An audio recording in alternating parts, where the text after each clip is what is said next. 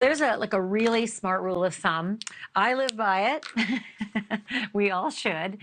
Don't ever write anything down that you wouldn't want to see published in your local paper, or maybe even like the New York Times or a national newspaper. Don't do it. Just don't. It never disappears. And Charles and Lori probably never heard that, or ignored that, or believed that they were gods, so it didn't matter. It did. It did. It really did. Because one Chandler police detective named Nathan Duncan, who investigated the death of Lori's fourth husband, Charles Vallow, found all her emails.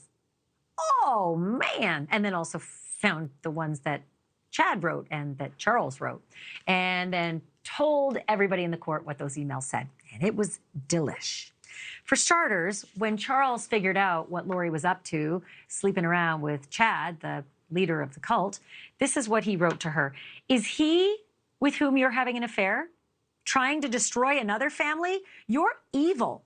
I'm going to talk to Tammy in person if I have to. I have emailed and texted her. Your game is up. And here is the detective on the stand reading what Charles decided to write to Tammy. Take a listen. I apologize to be the one sending this, but something has to be done. I feel it's best if I shed some light on this issue. The subject line in the email is, your husband and my wife, and the body of the email reading, are having an affair. Her name is Lori Vallow. I've got definite proof, or definitive proof, if you care to see it. Contact me and I'll share it with you. It's devastating, I know. You know, it didn't take long. He basically found out 2 weeks before he was dead that she was having this affair. And then he decided to confront Lori even more forcefully about what she was up to. He was fed up.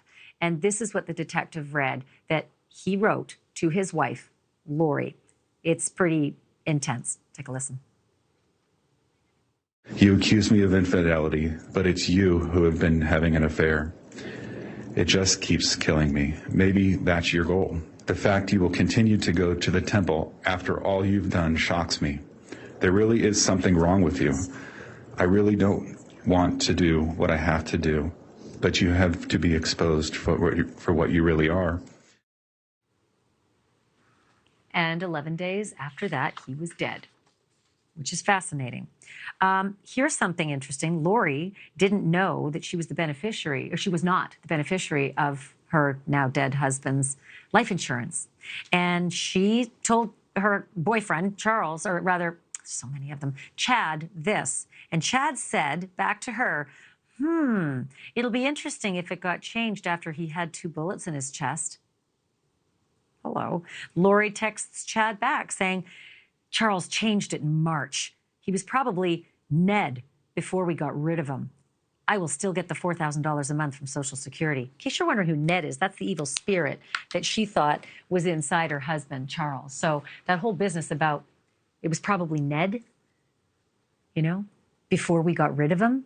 That's pretty intense language, isn't it now? And then Chad texted this one to Lori. This is pretty key. Tammy is very close. Her levels have fallen steadily since Hiplos, who's Charles, since Hiplos left. It is encouraging, basically, that she's close to dying. Still with me are Lauren Mathias and Gigi McKelvey. Guys, this is really strong, like really strong stuff. Gigi, how is the jury reacting to this?